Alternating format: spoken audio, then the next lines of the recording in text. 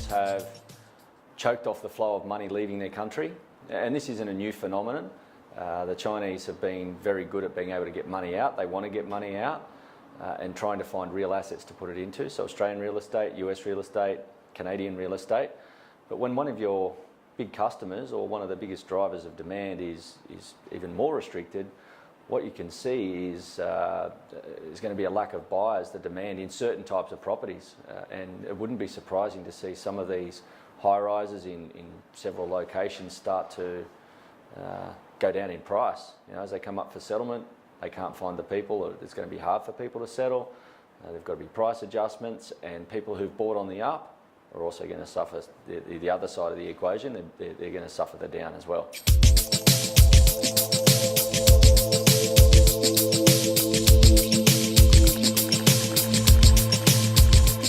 Today in China, e-commerce is commerce, and hundreds of millions of consumers connect through Alibaba's growing ecosystem. And we've only just begun. You've got 1.3 to 1.5 billion people to feed and house, etc., basic human needs. And whether the Chinese country, their geography, can produce the food that's required, particularly as people get wealthy, their dietary habits change. They move into more protein-based foods. That's a well-known scientific fact. So that's meat, pork, chicken, even dairy. They're always looking at dairy overseas. And Australia is a food bowl. And I've heard anecdotal evidence recently of Chinese buyers taking up land stakes in rural communities here way over the price of what a farmer would typically pay, because I can see they want the land to be able to produce the food. It's a dangerous thing too. They own the land, and they're producing, and it's good quality land, and they produce the goods that are on there, beef or wheat or what have you. They don't have to sell it to us. They just take it back to where it came from. And as Australia, we miss out on that plot of land for our production.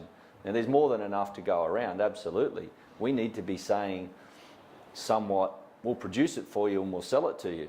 You don't need to own it. We'll sell it to you, but we need to own the asset. When we start selling off the farm, very dangerous, because when we want to need it for our own purposes and it's not there, what do we do?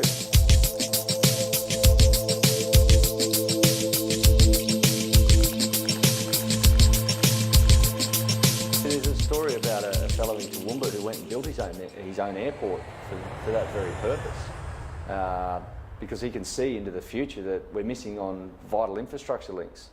An inland railway, is that going to be built?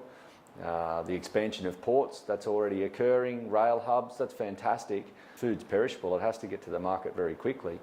And if that's a missing link, that these vital areas that produce a lot of food can have even quicker transport links, I think that's a smart thing.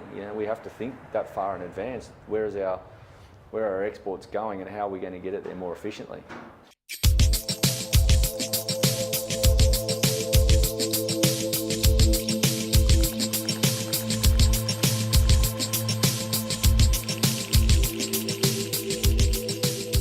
Started work at 18, they retired when they're 60, and they live for another 60 years. Most of their life has been spent not working. Yet we all need roads, hospitals, military, infrastructure, healthcare, and not everybody can afford to look after themselves, and hence we have a welfare system. And it's known that there aren't going to be enough workers here in Australia to cover those. That's why the population's been growing, immigration's been growing at 210,000 people a year. We need a worker base. If we don't, it's diabolical, and I can foresee that there will be a chunk of the population, i.e. that welfare class, who will miss out. We could very well end up in a system of the haves and the have-nots, a massive swathe of the population, which is very un-Australian, to have nothing.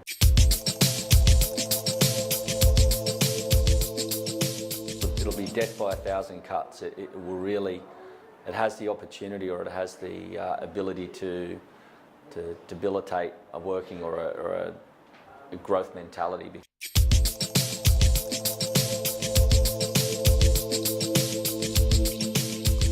What technology has done is proven that it is borderless.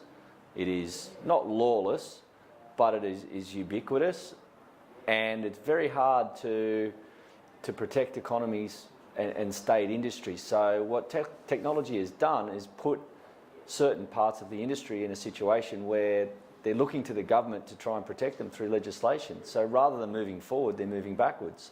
And it's only a certain, you can't do that forever. Like, you can only have so many fingers in the damn wall. Eventually the damn wall will break. You can't stop Google and Facebook and Amazon and those guys. The population uses it, it needs it, it demands it. So, from the old will come the new, and legislation to protect the media segment or certain types of industries will only last so long. I think we need to embrace the fact that certain things in today's environment won't exist, like the Kodak camera. So let's look forward. Let's be pro-innovation and pro-development and have new industries, rather than anti-innovation and anti-competition, and protect what we've got, because we will do our future generations a disservice by being a backward country. So that's very disappointing that we might rank so lowly in an innovation index. We need to do more. If we're only worried about today, and we're worried about our own immediate needs and not investing in the future to give our kids the opportunity to have an even better life, then Australia will be just a backwater and probably miss the opportunity of a lifetime.